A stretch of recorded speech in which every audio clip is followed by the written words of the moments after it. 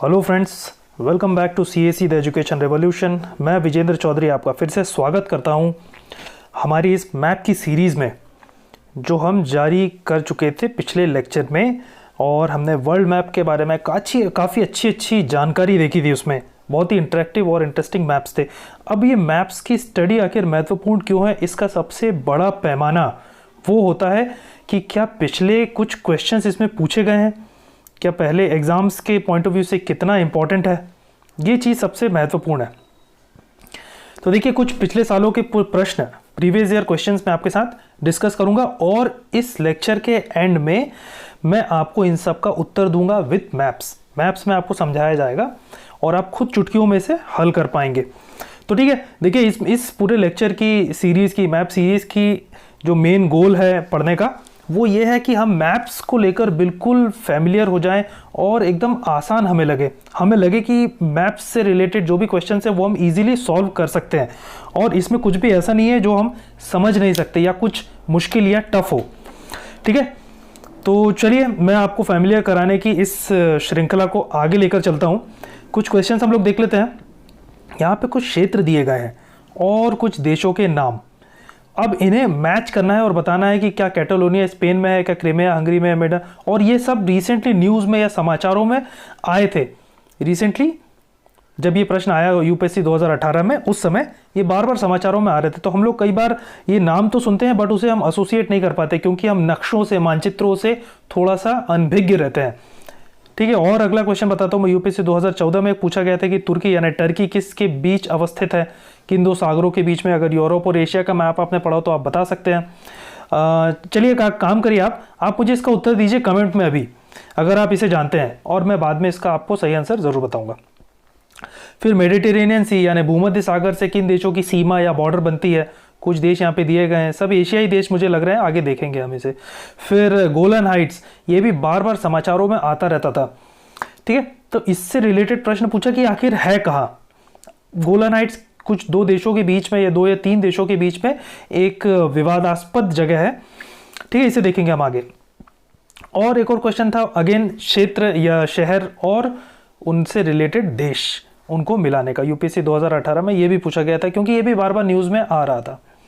तो चलिए, ये है हमारा भौतिक मानचित्र विश्व का, यानी physical map of the world. इसे हमने थोड़ा सा पहले भी देखा था। अब हल्का सा आपको एक रिवीजन लेता हूं मैं। लेफ्ट से राइट यानी हम पश्चिम से पूर्व की ओर चलेंगे। तो यहां पर दिख रहा है नॉर्थ अमेरिका और साउथ अमेरिका, दोनों जुड़वा महाद्वीप या कॉन्टिनेंट है, जिनके लेफ्ट साइड यानी इस तरफ, पश्चिमी तरफ पैसिफिक ओशन या प्रशांत महासागर है, और पूर्वी तरफ है ये एस शेप वाला अटलांटिक ओशन, जिसके बीच में मिड ओशनिक रिज यानी मध्य महासागरीय कटक हमने पढ़ी थी ना। ठीक है, फिर इसके थोड़ा सा हम और पूर्वी तरफ चलेंगे तो हम पाते हैं अफ्रीकी महाद्वीप यानी अफ्रीकन कॉन्टिनेंट, काफ़ी बड़ा लैंडमास और काफ़ी इंपॉर्टेंट ह्यूमन रेस का क्रेडल या झूलना इसे कहते हैं, यहाँ से शुरुआत हुई थी। फिर इसके बाद में हम देख सकते हैं यहाँ एक बड़ा सा महाद्वीप नीचे भी है, अंटार्कटिका, जो हमें ज़्यादा दिखाई नहीं दे रहा है। और उसके बाद में आता है यूरोप, दुनिया का सबसे डेवलप्ड या जिसे कहें विकसित महाद्वीप में से एक, जिसमें बहुत सारी कंट्रीज हैं जो काफ़ी विकसित कंट्री हैं। और ये जो ऊपर की स्कैंडिनेवियन कंट्रीज हैं, ये ह्यूमन डेवलपमेंट इंडेक्स यानी मानव विकास सूचकांक में सबसे ऊपर होती है।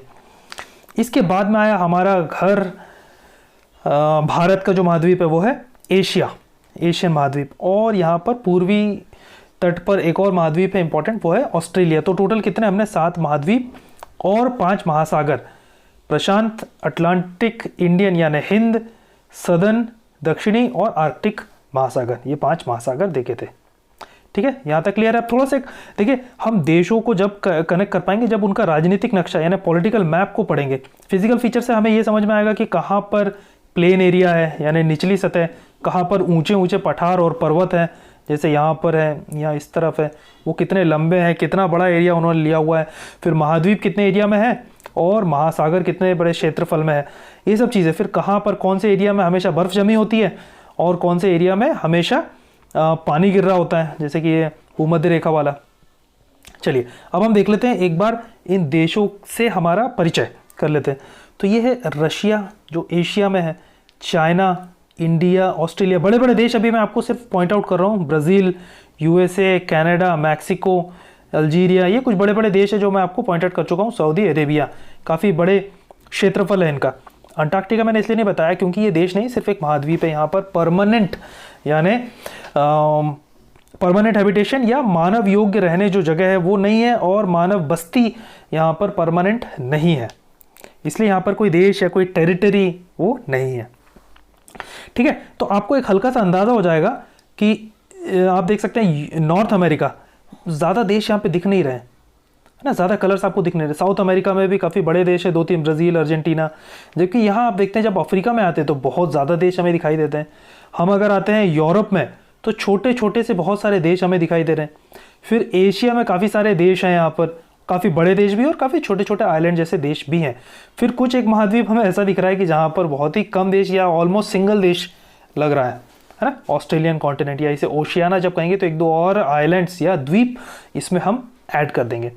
आपको लग रहा है फैमिलियर हो रहा है, ये माइंड में फिट हो रहा है? अभी देखिए, अगर नहीं भी हो रहा हो तो आगे इतने अच्छे अच्छे मैप्स और नक्शे हैं, इतने कलरफुल मैप्स हैं हर एक कॉन्टिनेंट यानी महाद्वीप के अलग अलग, कि उससे रिलेटेड जो भी इंपॉर्टेंट फैक्ट्स हैं वो आपके दिमाग में फिट हो जाएंगे चित्रों से, या मैं जो हमेशा कहता हूँ आपको पिक्चर मेमोरी से। इससे आपके दिमाग में ये हमेशा के लिए फिट होंगे। पिक्चर मेमोरी मेरे साथ बनाते चलिए। चलिए, ये है सर्वे ऑफ इंडिया, जो कि डिपार्टमेंट है एक साइंस एंड टेक्नोलॉजी मिनिस्ट्री का, उसका ऑथराइज्ड मैप या मानचित्र विश्व का, हिंदी में। ठीक है, तो ये भारत ने निकाला है, भारतीय डिपार्टमेंट ने इसे पब्लिश किया। तो आ गए, अब हम शुरुआत करते हैं पहले नंबर का जो कॉन्टिनेंट या महाद्वीप है, क्षेत्रफल में यानी एरिया में और पॉपुलेशन में, दोनों में सबसे नंबर 1 वो है एशिया। अब एशिया में आप देख सकते हैं, अभी देशों पे आप ज़्यादा फोकस मत कीजिए कि कौन सा देश है, रशिया है, चाइना, इंडिया है, अभी इस पे नहीं, वो हम राजनीतिक नक्शे में वैसे भी देखेंगे। अभी सिर्फ आप इसके जो भौतिकी फीचर्स हैं ना, जो फिजिकल फीचर्स हैं, उस पर ध्यान दीजिए, आखिर है कैसा ये एशिया। काफ़ी बड़ा लैंडमास या भूभाग है ये, पहली बात। ठीक है, और ये क्योंकि यहाँ से गुजरती भूमध्य रेखा, तो ये उत्तरी गोलार्ध में है यानी नॉर्दर्न हेमिस्फीयर में है। ठीक है, फिर इसके लगभग यहाँ से बीच या निचले हिस्से से यहाँ से गुजरती है ट्रॉपिक ऑफ कैंसर या कर्क रेखा।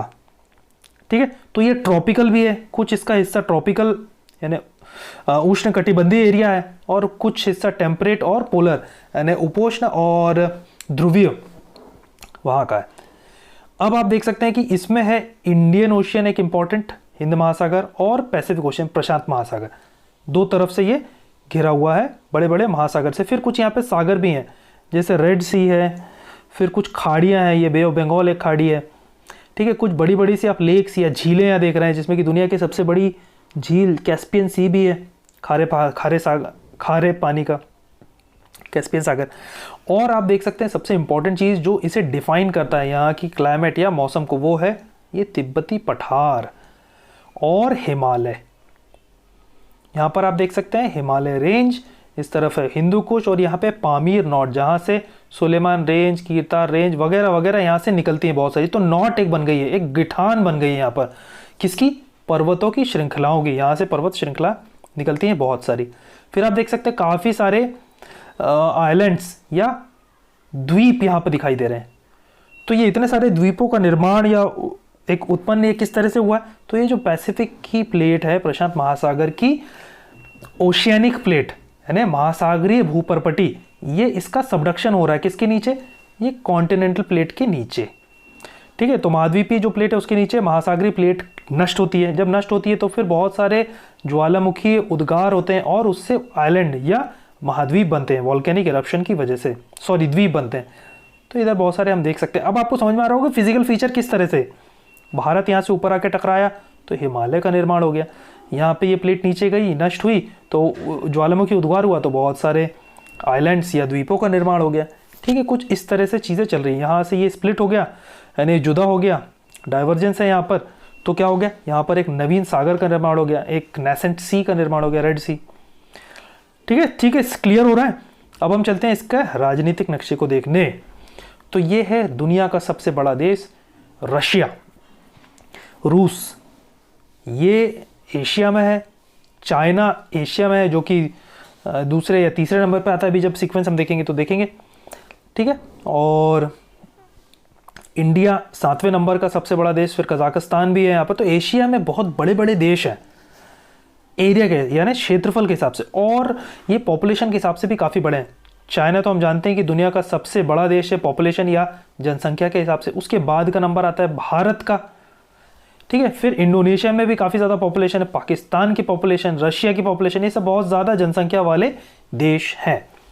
तो हमने इसका राजनीतिक नक्शे पर जब नज़र दौड़ाई तो हमने देखा कि काफ़ी सारे देश यहाँ दिखाई दे रहे हैं, काफ़ी बड़े भूभाग भी हैं और छोटे देश भी बहुत सारे यहाँ पर हैं, ठीक है। ये रहा जापान। पॉपुलेशन वाइज हमने इसी बात की कि किस तरह के प्रदेश और देश यहाँ पर हैं।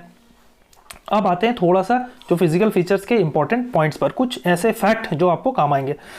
माउंट एवरेस्ट नेपाल हिमालय में, माउंट एवरेस्ट दुनिया की सबसे ऊंची चोटी, 8848 मीटर ऊंची चोटी, ठीक है। फिर है यहाँ पर डेड सी, तो माउंट एवरेस्ट हो गया दुनिया का सबसे ऊंचा जो पॉइंट है, और दुनिया का सबसे नीचा सतह पर जो पॉइंट है वो है डेड सी। और डेड सी इतना खारा है, लवणता इतनी ज़्यादा है उसकी सैलिनिटी कि वहाँ पर लोग डूबते ही नहीं हैं, तैरते रहते हैं ह्यूमन वहाँ पर, they don't sink in Dead Sea. और ये कहाँ पर है? मिडिल ईस्ट में, मतलब एशिया का एक पार्ट है, ठीक है। चलिए तो आगे देखते हैं हम लोग।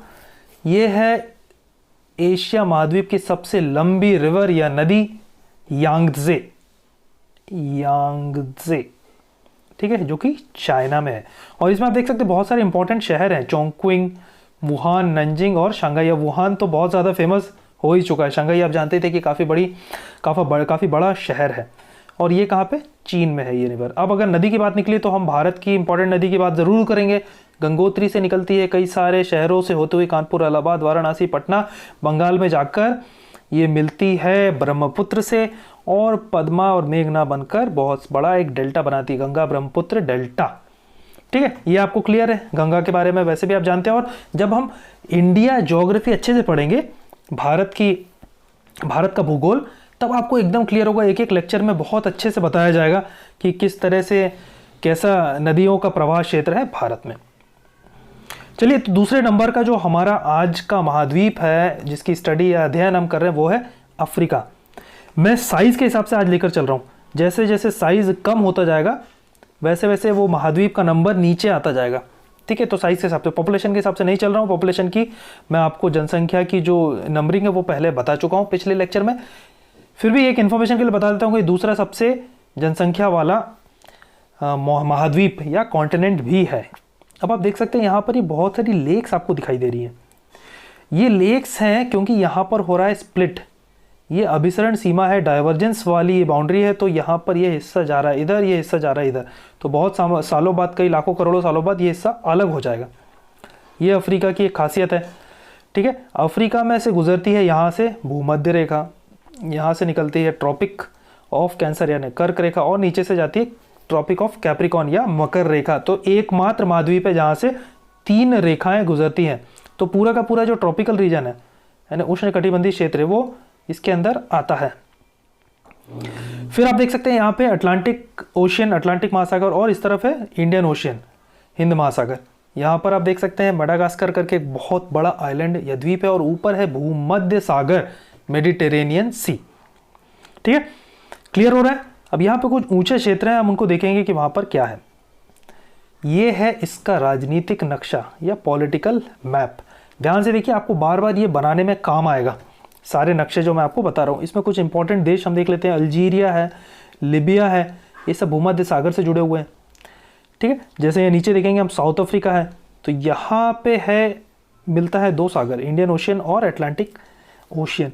फिर इस तरफ है सोमालिया, सोमालियन पायरेट्स के लिए फेमस है, ये लोग कई सारे शिप्स पर अटैक कर लेते हैं और उस पर कब्जा कर लेते हैं, ठीक है। पायरेट्स ऑफ द कैरिबियन की तरह पायलट्स ऑफ द अरेबियन सी है ये, ठीक है। यहाँ सूडान है जिसके टुकड़े हो चुके हैं, साउथ सूडान और सूडान अलग अलग हो चुका है, ठीक है। चलिए आगे देखते हैं। तो ये है इसकी इंपॉर्टेंट रिवर, नाइल रिवर या नील नदी, दुनिया की सबसे लंबी नदी। तो इसकी लेंथ जो है वो सबसे ज़्यादा है, लगभग 6000 मील के आसपास इसकी लेंथ है, सबसे लंबी नदी है। और ये उठ रही है किसी लेक से, यानी किसी बड़ी सी झील से निकल रही है, जिसको मैं आगे आपको बताऊंगा। और ये जा रही है, पास हो रही है बहुत बड़े डेजर्ट मरुस्थल से। कौन सा है यहाँ पर मरुस्थल? हम जानते हैं यहाँ पे सहारा मरुस्थल है, सहारा डेजर्ट है। और यहाँ पर इक्वेटोरियल रेन फॉरेस्ट यानी वर्षा वन के क्षेत्र, ठीक है। तो काफ़ी सारा वर्षा वन और दूसरा झीलों से इसको पानी मिलता है, और ये यहाँ पर प्रवाह क्षेत्र इस तरह से भूमध्य सागर में जाकर गिरती है। फिर हमने नदी देखी, तो वहाँ का एक पहाड़ देखना भी ज़रूरी है, माउंट किलिमंजारो। इस पूरे अफ्रीकी महाद्वीप का, अफ्रीकन कॉन्टिनेंट का सबसे ऊंचा पर्वत जो है केन्या और तंजानिया के बीच में, ठीक है, इसकी बाउंड्री पे पड़ता है। जैसे माउंट कंचनजंगा जो है वो नेपाल और सिक्किम के बीच में पड़ता है ना, कुछ उसी तरह से। ये है वो लेक या झील, लेक विक्टोरिया, सबसे दुनिया की सबसे बड़ी झीलों में से एक, और इसमें से निकलती है नाइल रिवर कुछ इस तरह से ऊपर जाती हुई, ठीक है। अभी किसके बीच में है? ये बाउंड्री बनाती है 3 देशों की, तंजानिया, युगांडा, केन्या, यानी टुक, ठीक है, टुक टुक। ये हुई हमारे अफ्रीका की बात। अब आते हैं हम नॉर्थ अमेरिका। दुनिया काफ़ी इंपॉर्टेंट इसकी स्टडी हो जाती है।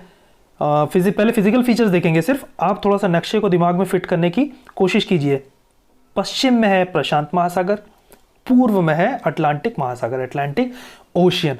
ऊपर आप देख सकते हैं कि बहुत ही एक कटा फटा से इसकी जो कोस्ट लाइन है, तटरेखा है, इसीलिए इसकी कोस्ट लाइन सबसे बड़ी कोस्ट लाइन में से एक है। इनफैक्ट कनाडा की जो तटरेखा है वो दुनिया की सबसे लंबी तटरेखा है। जैसे गुजरात की इंडिया में सबसे लंबी तटरेखा है, इस तरह से है ना, ठीक है। सेकंड नंबर की तटरेखा कौन सी सबसे लंबी है इंडिया में, किसी स्टेट की है, वो आप मुझे बताइए कमेंट बॉक्स में अभी।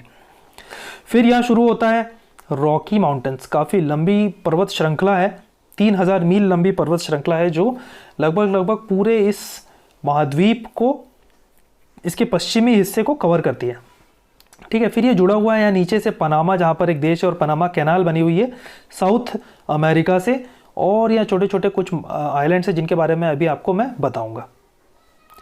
तो यह है इसका राजनीतिक नक्शा या पॉलिटिकल मैप। सबसे बड़े देशों में से एक कनाडा, दूसरा सबसे बड़ा देश, पहला है रशिया, दूसरा कनाडा, तीसरा चाइना, चौथा यूएसए, ठीक है। फिर आया यूएसए, जिसका कुछ पार्ट यहाँ पर है, कुछ पार्ट यहाँ पर है। संयुक्त राज्य अमेरिका, दुनिया का सबसे ताकतवर और पावरफुल देश, और इसमें और चीन में अभी जो भिड़ंत चल रही है, ट्रेड वॉर वगैरह, वो सब चीज़ें, वो सब इसीलिए दुनिया को डोमिनेट करने के लिए। फिर हम बहुत ज़्यादा देश यहाँ पे नहीं पाएंगे। मैक्सिको एक बड़ा सा देश है, बहुत ज़्यादा पॉपुलेशन भी, और यहाँ पे कुछ छोटे छोटे 10-12 देश और भी हैं। तो टोटल 20-25 देश हैं जो नॉर्थ अमेरिका में है। एग्जैक्ट फिगर्स अभी आपको मैं बताऊंगा। ये देखिए, आप कुछ फिजिकल फीचर्स पे ध्यान दीजिए। कुछ लेक्स हैं यहाँ पर, इन्हें बोलते हैं ग्रेट लेक्स, जो बाउंड्री भी बना रही हैं कनाडा और यूएसए की। अब ये ग्रेट लेक्स के बारे में अच्छे से देखेंगे, बहुत इंपॉर्टेंट हो जाती है ये। तो रॉकी माउंटेन, जैसे मैंने आपको बताया, 3000 मील कनाडा से लेके मैक्सिको तक, इतना लंबा है। और ये जो लॉन्ग आइलैंड है, यहाँ पर है दुनिया के सबसे फेमस शहरों में से एक न्यूयॉर्क। लॉन्ग आइलैंड है एक सैंड बार आइलैंड, यानी ये रेतीला द्वीप है, ठीक है। अगला क्या है इंपॉर्टेंट, ये है ग्रेट लेक्स। ये जो ग्रेट लेक्स हैं कनाडा और यूएसए के बीच में, ये ग्रेट लेक्स है। दुनिया की सबसे बड़ी जो फ्रेश वाटर लेक है वो है लेक सुपीरियर, और इसका जो एक ट्रिक है याद करने की वो है सुपरमैन। 3 लेक्स को एक साथ याद रखने की ट्रिक है सुपरमैन। तो ये है सुपर से सुपीरियर, मैन एम से मिशिगन, और हुरॉन का ये जो एन है इससे हुरॉन, ठीक है। और ईरी और ओंटारियो और बचा, इसकी ट्रिक मैं आपको आगे बताऊंगा। तो ये है ग्रेट लेक्स, नॉर्थ अमेरिका का सबसे इंपॉर्टेंट फीचर में से एक। ये है नॉर्थ अमेरिका, जिसकी कुछ इंपॉर्टेंट रिवर्स मैं आपको दिखा रहा हूँ। तो एक मिसिसिपी रिवर और एक मिसौरी रिवर, दुनिया के सबसे बड़े इसका रिवर बेसिन में से एक है। देखिए, सबसे बड़ा है अमेजोन का, जो आगे हम देखेंगे। फिर आती है अमेजोन का बेसिन सबसे बड़ा, यानी बहुत बड़े क्षेत्र में से उसकी ट्रिब्यूटरीज आती हैं, और बहुत बड़ा क्षेत्र में से उसका वो बेसिन है। और नील रिवर सबसे लंबी है, तो सबसे ज़्यादा वॉल्यूम ऑफ वाटर, यानी वॉल्यूम का आयतन जो है पानी का, वो सबसे ज़्यादा बहता है, सबसे ज़्यादा पानी वो अमेजोन रिवर में। तो ये काफ़ी बड़ी, मिसिसिपी मिजोरी रिवर बेसिन भी काफ़ी बड़ा कहलाता है। कोलोराडो रिवर, जो कि रॉकी माउंटेन्स को काटती हुई निकलती है, कैनियन बनाती है, ये सब हमने पढ़ा था ना पहले भी।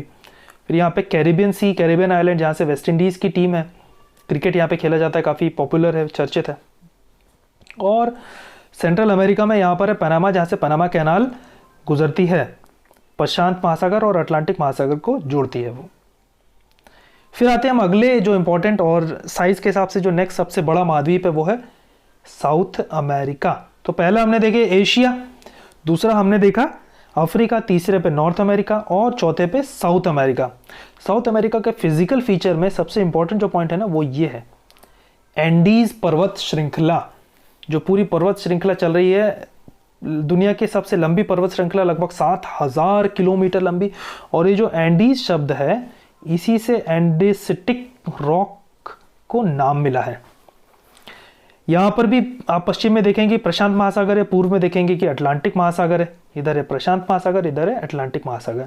अब प्रशांत महासागर, इसमें इसका सबडक्शन होता है यानी नष्ट होता है, तो इन पर्वतों का निर्माण होता है।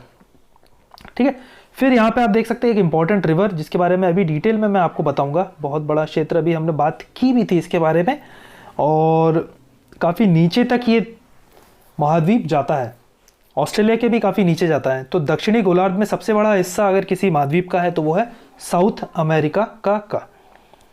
चलिए, तो इसके कुछ इंपॉर्टेंट देश देख लेते हैं। ब्राज़ील सबसे बड़े देशों में से एक, पॉपुलेशन भी काफ़ी ज़्यादा है इसकी। अर्जेंटीना, ये दोनों देश फुटबॉल के लिए काफ़ी फेमस है ना।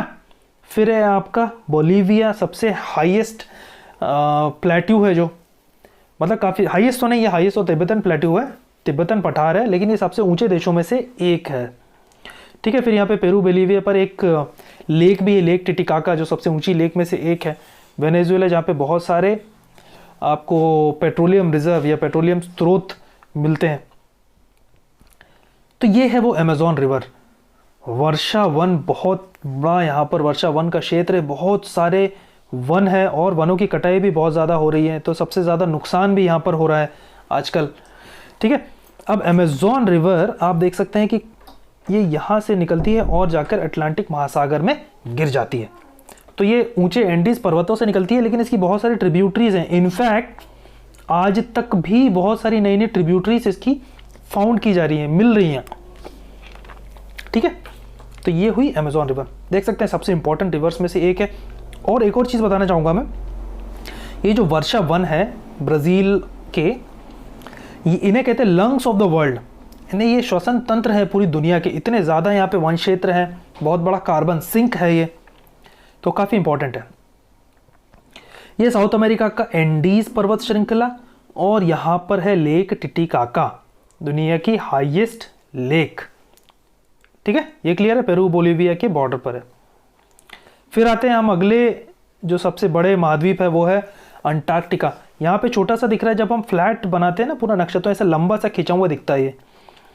यहाँ पे ज़्यादा कुछ है नहीं बताने को, कुछ फिजिकल फीचर, ये परमानेंटली आइस कवर्ड है, यानी हमेशा यहाँ पे बर्फ जमी होती है। फिर अगला हमारा जो इंपॉर्टेंट साइज के हिसाब से सबसे बड़ा जो महाद्वीप आया, कॉन्टिनेंट आया, वो आया यूरोप। दुनिया के सबसे विकसित देशों में से एक, इसमें इसके जो देश हैं सबसे ज़्यादा विकसित हैं। स्कैंडिनेविया, ये जो एरिया, अभी राजनीतिक उसमें उसकी बात करेंगे, पहले सिर्फ इसका फिजिकल फीचर देख लेते हैं। तो इसके पश्चिमी तट पर है अटलांटिक, सबसे व्यस्त ओशियन है ये, सबसे व्यस्त महासागर है, क्योंकि यहाँ बहुत सारे विकसित देश है, तो यहाँ से बहुत सारा ट्रेड, व्यापार जो होता है वो नॉर्थ अमेरिका के देशों से होता है। तो इन दोनों के बीच में सबसे ज़्यादा ट्रांसपोर्ट या ट्रैफिक जो है वो महासागर में यहीं पर है। फिर हम देख सकते हैं एक इंपॉर्टेंट सागर हमें यहाँ दिखाई दे रहा है, वो है भूमध्य सागर, मेडिटेरेनियन सी। अगेन ट्रेड के लिए बहुत इंपॉर्टेंट इसका एक रीजन है। फिर हम देख सकते हैं यहाँ पे अफ्रीका है और इस तरफ एशिया है, तो दोनों से ही लगभग ये जुड़ा हुआ है। स्ट्रेट ऑफ जिब्राल्टर यहाँ पर है, जिससे ये अलग करता है अफ्रीका और यूरोप को। ठीक है, उसके अंदर से फिर जहाज़ यहाँ से निकल के इधर अंदर आ जाते हैं। तो हम देख सकते हैं यहाँ पे है आल्प्स पर्वत श्रृंखला, आल्प्स माउंटेन रेंज, जो कि फोल्ड माउंटेन रेंज है। फिर ऊपर भी हम देख सकते हैं कि काफ़ी बड़े बड़े देश हैं और काफ़ी बड़े भूभाग हैं। यहाँ पर एक और आइलैंड है जो थोड़ा सा अलग है, इससे बीच में एक चैनल है, इंग्लिश चैनल, यूके और फ्रांस को अलग अलग करता है, और रशिया भी इसका एक पार्ट है। तो रशिया वो एशिया में भी आता है और यूरोप में भी आता है। टर्की एशिया में भी आता है, यूरोप में भी आता है। ठीक है, चलिए इसका एक राजनीतिक नक्शा हम देखते हैं, अच्छे से समझ में आएगा। ये है राजनीतिक नक्शा। तो सबसे पहले मैं नॉर्थ से, उत्तर से शुरुआत करता हूँ। यहाँ है स्कैंडिनेवियन कंट्रीज़, दुनिया की सबसे हाईएस्ट मानव सूचकांक, मानव विकास सूचकांक यानी ह्यूमन डेवलपमेंट इंडेक्स वाली कंट्रीज़, देश यहाँ पर है। तो यहाँ पर मानव विकास बहुत ज़्यादा है। यहाँ पर इनइक्वालिटी यानी जो ज़्यादा अमीर और ज़्यादा गरीब में जो अंतर होता है वो कम है, और सभी को बेसिक सुविधाएं, एजुकेशन, हेल्थ ये सब दी गई हैं। शिक्षा और स्वास्थ्य बहुत अच्छा सरकार और सिस्टम वहाँ का ध्यान रखता है। तो सबसे ज़्यादा मानव सूचकांक, ठीक है। फिर ये है यूके, आधी से ज़्यादा दुनिया पर राज करने वाला देश। छोटा सा आइलैंड है अभी, लेकिन एक टाइम पे बहुत पावरफुल था। बीच में इंग्लिश चैनल जो कि यूके और फ्रांस को अलग करती है, जिसके नीचे से पानी के अंदर से एक टनल बनी हुई है और उस टनल से रेल गुजरती है, ठीक है। फिर यहाँ पर हम देख सकते हैं और इंपॉर्टेंट कुछ देश आपको जल्दी से बताता हूँ। जर्मनी, इटली, स्पेन, पोर्चुगल, ठीक है। इन लोगों ने बहुत ज़्यादा कॉलोनीज बनाई थी दूसरे देशों, दूसरे महाद्वीपों में, जैसे एशिया में, अफ्रीका में, नॉर्थ अमेरिका में। तो काफ़ी इंपॉर्टेंट ये देश हैं। ये है Turkey, sick man of Europe, जो एशिया में भी आता है और यूरोप में भी आता है। रशिया भी यहाँ पे आप देख सकते हैं, है ना। कुछ ज़्यादातर पार्ट इसका एशिया में है, कुछ पार्ट इसका यूरोप में है, ठीक है। क्लियर हुआ एक राजनीतिक मानचित्र किस तरह से है। चलिए आगे देखते हैं। अगर आपको कहीं भी डाउट हो ना, आप मुझसे पूछिए, मैं आपको वो फिर से अच्छे से एक्सप्लेन कर दूंगा। तो कुछ इंपॉर्टेंट शहर देख लेते हैं यूरोप के, काफ़ी फेमस है दुनिया में। लंदन, पेरिस, बर्न जो कि स्विट्ज़रलैंड में, रोम इटली में है, यहाँ पे बुडापेस्ट हंगरी में है, Warsaw Poland, Copenhagen Hungary, Copenhagen Hungary में नहीं है, बर्लिन जर्मनी, एम्स्टर्डम। और यहाँ पर एक छोटा सा देश तो नहीं है, लेकिन इंपॉर्टेंट देश है नॉर्दर्न नीदरलैंड, और उसका एक पोर्ट है रॉटरडैम, जो दुनिया का सबसे ज़्यादा व्यस्त बंदरगाह है रॉटरडैम, क्योंकि वहाँ से राइन रिवर से बहुत ज़्यादा एक जलमार्ग अच्छा डेवलप हुआ ना, तो बहुत ज़्यादा शिप्स यहाँ से गुजरते हैं। अभी आपको आगे मैं डिस्कस करूँगा। ये है वो, ये है राइन रिवर। तो आप देख सकते हैं यहाँ पे, ये है रॉटरडैम, यहाँ पर रॉटरडैम बंदरगाह या पोर्ट। तो काफ़ी सारे शिप्स यहाँ से आते हैं और यूरोप के जो हार्ट है वहाँ तक अपना सामान पहुँचाते हैं और वहाँ से लेकर जाते हैं। तो ट्रेड बहुत ज़्यादा व्यवसाय होता है यहाँ पे, व्यापार होता है, ठीक है। और भी इंपॉर्टेंट कुछ रिवर्स हैं, जैसे कि थेम्स रिवर जो लंदन के आसपास से बहती है, शॉन रिवर जो पेरिस से बहती है, ये वाली, ठीक है। फिर कुछ इटली में कुछ रिवर है, पो रिवर। तो ये सब काफ़ी विकसित जलमार्ग हैं दुनिया के, ठीक है, इंपॉर्टेंट। ये वोल्गा रिवर रशिया की, जाके कैस्पियन सी में गिर जाती है, कैस्पियन सागर में। चलिए, आल्प्स पर्वत श्रृंखला या माउंटेन रेंज।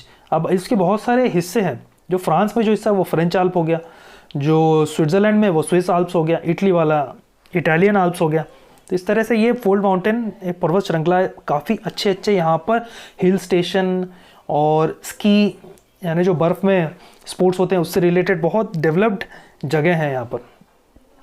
आपको समझ में आ गया। अब देखते हैं अगला जो महाद्वीप हमारा आ रहा है वो है ऑस्ट्रेलिया। ऑस्ट्रेलियन महाद्वीप, इसको हम ओशियाना के रूप में पढ़ेंगे, ओशियानिया। ओशियानिया में क्या होता है कि कुछ जो बड़े बड़े आइलैंड्स हैं आसपास वो भी कवर होते हैं, इन्हें एक साथ काउंट किया जाता है कई बार। तो इसलिए not just Australia but Oceania, ठीक है। यहाँ पे आप देख सकते हैं न्यूजीलैंड, यहाँ पे ऊपर है न्यू गिनी आइलैंड। तो ये सब इसमें एडेड है।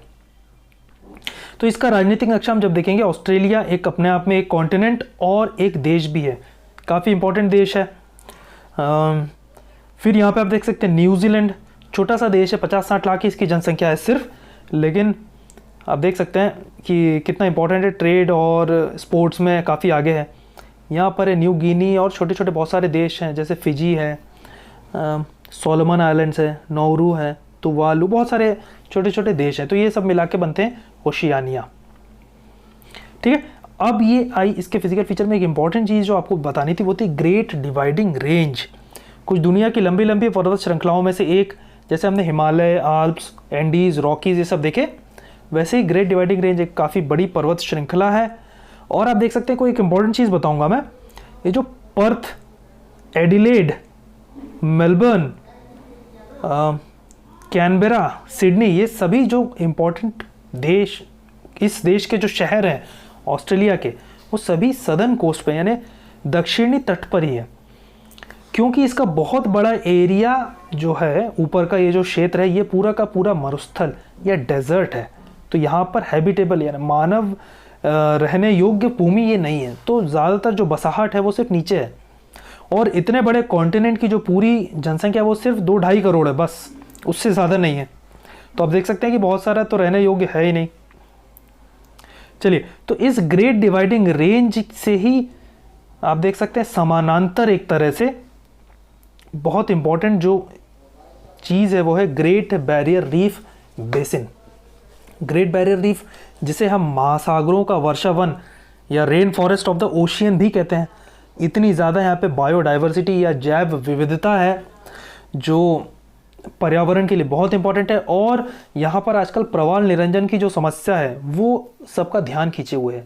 प्रवाल निरंजन, आप जानते हैं कि ये जो प्रवाल है ये जीवित ज़ूक्षैंथली को साथ में रखते हैं। और जब इनमें स्ट्रेस आता है, जैसे ग्लोबल वार्मिंग हो गया, तनाव आ गया उसकी वजह से, या केमिकल पॉल्यूशन या आपका प्रदूषण बढ़ गया, तो ये उन जीवों को छोड़ देते हैं और फिर इनकी मृत्यु हो जाती है। जीवों को इनसे खाना नहीं मिलता, ये जीवों को प्रोटेक्शन नहीं मिल पाता, तो उस वजह से इनकी मृत्यु हो जाती है और प्रवाल विरंजन जिसे कहा जाता है। ठीक है, ग्रेट बैरियर रीफ आप ध्यान रखिए कि किस तरफ है, कुछ इस तरफ है। ठीक है, जो तो शुरुआत में जो हमने प्रश्न देखे थे, जो इंपॉर्टेंट स्टैंडर्ड एग्जाम्स में यूपीएससी और स्टेट पीएससी में पूछे गए थे, उनका अब उत्तर हम देख लेते हैं। मुझे उम्मीद है कि कुछ उत्तर आपने दिए होंगे कमेंट बॉक्स में। तो देखिए, हमने क्षेत्र और देशों को मिलान करना है। कैटेलोनिया देख लेते हैं, ये है स्पेन, और स्पेन का एक क्षेत्र कैटेलोनिया जहाँ पर कुछ मूवमेंट या कुछ आंदोलन चल रहे थे अलग देश बनाने के। तो ये काफ़ी ज़्यादा न्यूज़ में था, इसीलिए इसे पूछा गया था। क्रीमिया, तो यूक्रेन से लगा हुआ नीचे का जो हिस्सा है ये है क्रीमिया, जिसे रशिया ने एक्वायर कर लिया था, रशिया ने इस पर कब्जा कर लिया था। तो ये भी काफ़ी ज़्यादा न्यूज़ में था। फिर है मिंडानाओ, ये फिलीपींस में है मिंडानाओ, इसको भी काफ़ी ज़्यादा समाचार में आया था। और फिर है ओरोमिया, तो इथियोपिया क्या एक देश, जैसे यहाँ पर भी एक आंदोलन चल रहे हैं अलग देश बनाने के, इसका एक क्षेत्र है, सॉरी देश नहीं है, ओरोमिया। तो इनमें से कौन सा मैच होता है? कैटेलोनिया स्पेन में, क्रीमिया जो है वो है हंगरी में नहीं है, वो है यूक्रेन में, और ओरोमियो नाइजीरिया में नहीं है। तो मिंडानाओ फिलीपींस, मतलब 1 और 3 ये सही आंसर है इसका। फिर टर्की किसके बीच में है? तो टर्की के ऊपर है ब्लैक सी, नीचे है मेडिटेरेनियन सी, बी इसका सही आंसर है। अब मेडिटेरेनियन सी की बॉर्डर्स, इसमें कौन से देशों की बॉर्डर बनती है? तो यहाँ पर कुछ एशिया के देश इन्होंने बताए हैं, तो मैं आपको जल्दी से बता देता हूँ। यहाँ पर है इराक, ये है सीरिया, ये है जॉर्डन, और ये है लेबनान। ठीक है, तो आप देख सकते हैं लेबनान, जी हाँ लेबनान तो बना रहा है मेडिटेरेनियन सी यानी भूमध्य सागर। फिर आप देख सकते हैं सीरिया, जी हाँ ये भी बना रहा है। लेकिन जॉर्डन और इराक ये तो अंदरूनी है, लैंडलॉक्ड है, तो सिर्फ 2 सही हुए ना, 3 और 4 ओनली, लेबनान और सीरिया। मैप की स्टडी से आपको अच्छे से समझ में आ जाएगा। गोलन हाइट्स बहुत ज़्यादा ये न्यूज़ में आया था, इजराइल ने इस पर कब्जा किया हुआ है 1967 से। पहले ये सीरिया का पार्ट था, और इजराइल, सीरिया, जॉर्डन ये सब कहाँ पर आए जाते हैं? मिडिल ईस्ट में, मध्य पूर्व में। तो ये भी इसका सही आंसर, इस तरह से हम पता कर सकते हैं। न्यूज़ में, समाचारों में कई बार आता रहता है, बट क्योंकि हमें नक्शों की जानकारी नहीं होती तो हम इसे एसोसिएट नहीं कर पाते हैं। चलिए अगला देखते हैं, एलेप्पो। तो एलेप्पो है सीरिया में, न्यूज़ में आ रहा था काफ़ी बार, इस्लामिक स्टेट ने जो इस पे किया था, एक तरह से कब्जा कर लिया था। फिर आप देखते हैं मज़ार शरीफ अफगानिस्तान में, मोसुल इराक में, और किरकुक भी इराक में। तो इसमें से सही आंसर हमें दिख रहा है एलेप्पो सीरिया में सही है, और चौथा नंबर मज़ार शरीफ अफगानिस्तान में। ठीक है, ये किरकुक और मोसुल दोनों इराक में है, तो ये गलत हो गया। 1 और 4 इज़ द राइट आंसर। आपने देखे बहुत अच्छे मैप्स, आपको कॉन्टिनेंट समझ में आए, उनका भौतिकी और राजनीतिक नक्शे आपने देखे। अब आपको कोई डाउट हो, प्रश्न हो, आप पूछिए। आप टेलीग्राम ग्रुप ज्वाइन कर लीजिए, अगर नहीं किया है तो वहाँ पे आपको क्विजेज मिलेंगे, पीडीएफ्स मिलेंगे, और इंपॉर्टेंट जानकारी और गाइडेंस मिलता रहेगा। सीएसी को आप सब्सक्राइब करके बेल आइकन प्लीज़ ज़रूर प्रेस कर दीजिए, और हमारे साथ जुड़े रहिए। इसी तरह से अच्छे वीडियोस आपकी फीडबैक के ऊपर जो हम बनाते हैं और आपकी रिक्वायरमेंट को पूरी करने के लिए। Thank you so much for joining on CAC. See you next time.